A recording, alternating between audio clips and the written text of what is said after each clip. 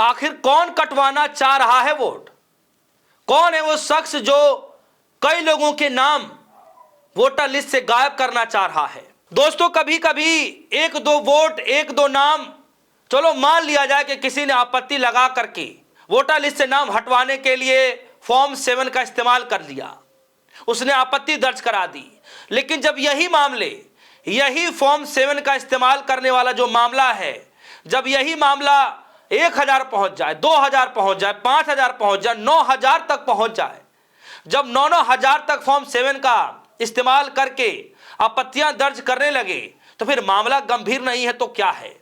दोस्तों, एक खबर निकल कर आई है कि फॉर्म 7 का इस्तेमाल करके 1-2 हजार नहीं बल्कि 9000 लोगों के नाम काटने के लिए आपत्तियां दर्ज कराई गई हैं। जब मैंने इस खबर को सुना, पढ़ा, तो मैं भी हैरान हो गया कि क्या कोई भी फॉर्म 7 का इस्तेमाल करके किसी का भी नाम कटवा रहा है? तो फॉर्म 7 का इस्तेमाल करके कोई भी आपत्ति लगा सकता है, क्या इस बात का फायदा उठाया जा रहा है? दरअसल दोस्तों, यह खबर कहीं और से नहीं बल्कि मध्य प्रदेश की खबर है। खबर में किस तरीके से लिखा गया है कि 9000 आपत्तियां दर्ज कराई गई हैं लोगों के नाम काटने के लिए। किसने शेयर किया है ये तो मैं आपको बताऊंगा। ये अखबार की कटिंग में क्या कुछ लिखा गया है वो भी मैं आपको बताऊंगा। लेकिन उससे पहले मैं आपको ये ट्वीट दिखाना चाहता हूं राहुल गांधी जी का। राहुल गांधी जी ने ये ट्वीट किया था तकरीबन 24 जनवरी को। और ये ट्वीट क्यों किया था? क्योंकि गुजरात के अंदर भी कुछ ऐसा ही मामला सामने निकल कर आया था। गुजरात के अंदर से एक ऐसे ही खबर निकल कर आई कि फॉर्म 7 भर करके हजारों में नाम काटे जा रहे हैं। बाकायदा आंकड़े भी पेश किए गए, दिखाता हूं मैं आपको। लेकिन उससे पहले राहुल गांधी कह रहे थे, जहां जहां एसआईआर वहां वहां वोट चोरी। गुजरात में एसआईआर के नाम पर जो कुछ किया जा रहा है वो किसी भी तरह की प्रशासनिक प्रक्रिया नहीं, यह सुनियोजित, संगठित और राजनीतिक वोट चोरी है। सबसे चौंकाने वाली बात और खतरनाक बात यह है कि एक ही नाम से हजार आपत्तियां दर्ज कराई जा रही हैं। चुन चुनकर खास वर्गों और कांग्रेस समर्थक बूथों पर वोट काटे गए हैं। जहां बीजेपी को हार दिखती है वहां मतदाता सिस्टम से गायब कर दिए जाते हैं। यही पैटर्न आलंद में दिखा, यही राजौरा में हुआ और अब ब्लूप्रिंट गुजरात, राजस्थान और उस राज्य में लागू किया जा रहा है जहां पर एसआईआर थोपा गया है। एसआईआर को एक व्यक्ति एक वोट के संविधान अधिकार को खत्म करने के हथियार में बदल दिया गया है ताकि जनता नहीं, बीजेपी तय करेगी कि सत्ता में कौन रहेगा कौन नहीं रहेगा। और सबसे गंभीर सच्चाई यह है कि चुनाव आयोग अब लोकतंत्र की रक्षक नहीं बल्कि इस वोट चोरी की साजिश का मुख्य सहयोगी बन चुका है। यह बात राहुल गांधी ने 24 जनवरी को इस बात को उठाया था। और क्यों उठाया था? क्योंकि कांग्रेस की तरफ से यह ट्वीट किया गया था, गुजरात कांग्रेस की तरफ से, और लिखा गया था, गुजरात में एसआईआर और चुनाव आयोग की टीना। नेता विपक्ष राहुल गांधी जी द्वारा वोट चोरी का खुलासा होने के बाद भाजपा ने उसका नेक्स्ट लेवल चुनाव चोरी का मॉडल अपना लिया है। चुनाव चोरी मतलब आपके वोट चोरी का अधिकार, इसका नया खेल गुजरात में सामने आया है। नियमानुसार चुनाव आयोग ने एसआईआर के बाद ड्राफ्ट लिस्ट जारी कर आपत्तियां लेना शुरू किया है और 18 जनवरी अंतिम तारीख घोषित कर दी। 15 जनवरी तक गिनी चुनी आपत्तियां आई, लेकिन असली खेल उसके बाद शुरू हुआ। षड्यंत्र के तहत अचानक लाखों आपत्तियां फॉर्म 7 जमा करा दी जाती हैं। कल जब चुनाव आयोग द्वारा जारी 12 लाख आपत्तियों में विशेष जाति वर्ग क्षेत्र का निशाना बनाने के लिए नियमों को ताक पर रखा गया, एक ही व्यक्ति के नाम से दर्जनों आपत्तियां दर्ज कराई जाती हैं, जिसमें नाम किसी का है, हस्ताक्षर किसी और का है और चुनाव आयोग एकदम मुख्य दर्शक बना हुआ है।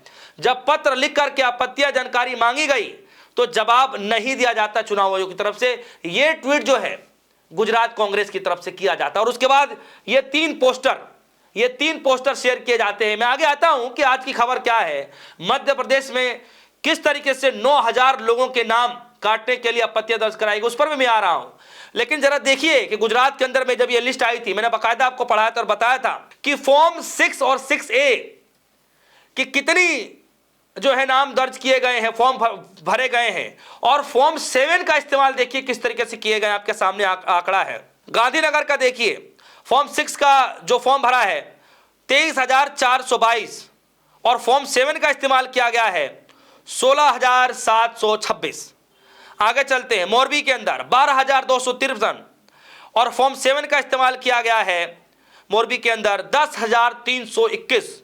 आगे चल के लेकर चलता हूं आपको। पोरबंदर 7,817 फॉर्म 6A में है और फॉर्म 7 में है 9,239। उसके बाद जूनागढ़ 19,518 फॉर्म 6A में है और उसके बाद फॉर्म 7 में है 61,237। और इस तरीके से तमाम ये लिस्ट जो है आप इत्मीनान से पढ़ लीजिएगा। ये मैं साइड में लगा रखा हूं, आप इत्मीनान से पढ़िएगा और देखिएगा कि फॉर्म 6A किस लिए इस्तेमाल किया जाता है और फॉर्म 7 का इस्तेमाल किस लिए किया जाता है। और जब दोनों का जब आप आंकड़े देखेंगे, जब दोनों आंकड़े आप मिलाएंगे तो आपके भी होश उड़ जाएंगे। इसीलिए इस मसले को लेकर गुजरात के अंदर कांग्रेस पार्टी ने बाकायदा प्रेस कॉन्फ्रेंस किया। न सिर्फ प्रेस कॉन्फ्रेंस किया बल्कि इसके अलावा भी पूरे राज्य भर के अंदर विरोध प्रदर्शन भी किया। लास्ट में राहुल गांधी को उतरना पड़ता है और उसके खिलाफ ट्वीट करना पड़ता है। लेकिन आज खबर यह निकल रही है, आप सभी के सामने रख देता हूं। यह खबर है जितेंद्र पटवारी जी ने शेयर किया है, जो कि मध्य प्रदेश के प्रदेश अध्यक्ष हैं, और साथ ही साथ इन्होंने एक न्यूज की कटिंग जो है उन्होंने शेयर की है। उस न्यूज की कटिंग पर जरा चलिए और लिखा गया, हेडलाइन पढ़िए। SIR के बाद फर्जीवाड़ा, सुनवाई के दौरान SDM ने बुलाया तो सामने आई हकीकत।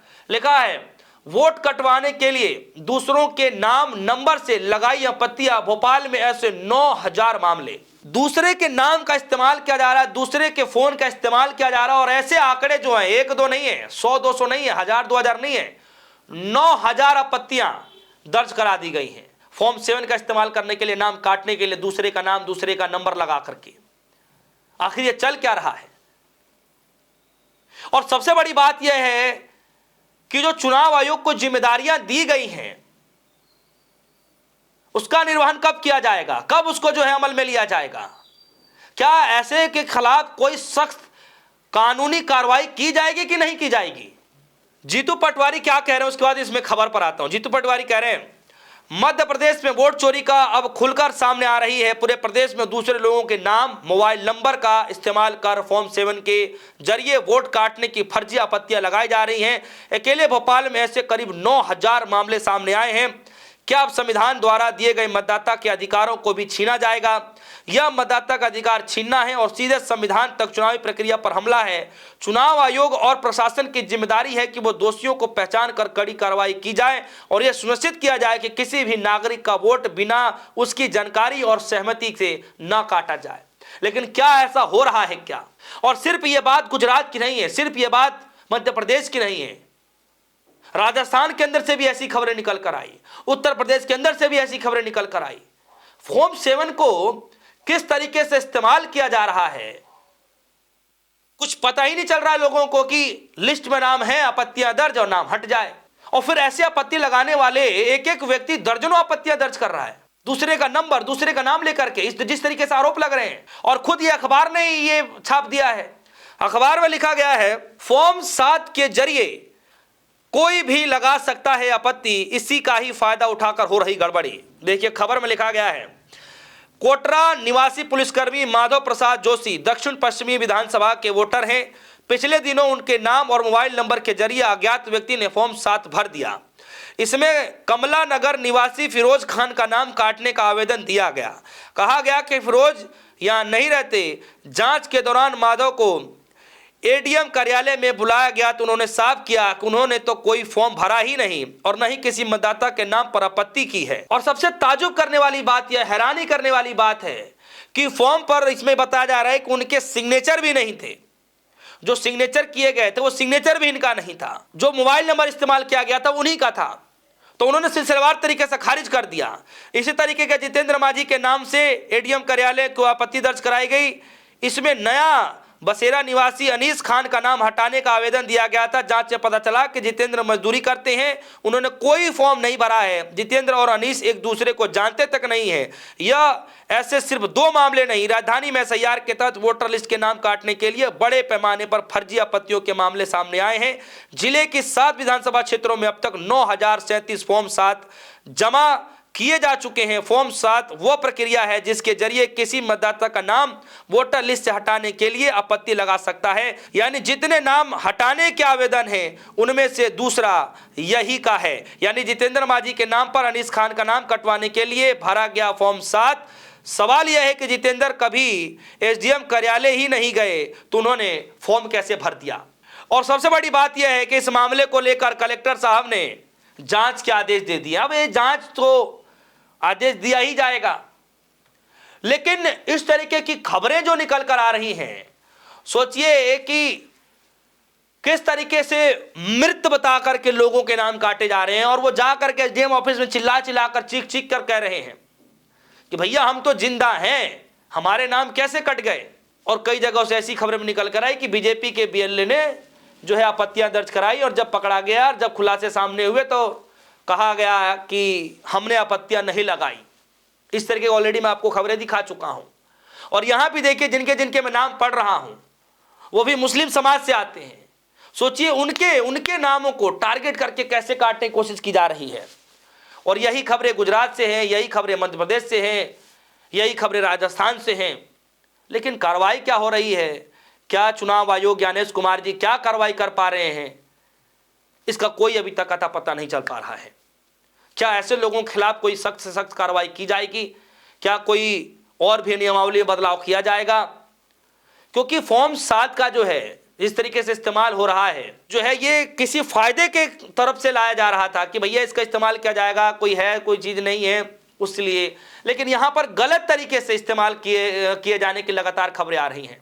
दोस्तों आपको क्या लगता है, क्या इसमें बदलाव करना चाहिए, कोई सुधार करना चाहिए, या फिर चुनाव आयोग की तरफ से ज्ञानेश कुमार की तरफ से कोई कड़ा रुख अपनाना चाहिए? क्या ऐसा सच में लगता है? आपकी जो भी राय होगी वीडियो कमेंट सेक्शन में जाइएगा, अपनी राय जरूर रखिएगा। फिलहाल के लिए दीजिए इजाजत। देखते रहिए न्यूज़। धन्यवाद।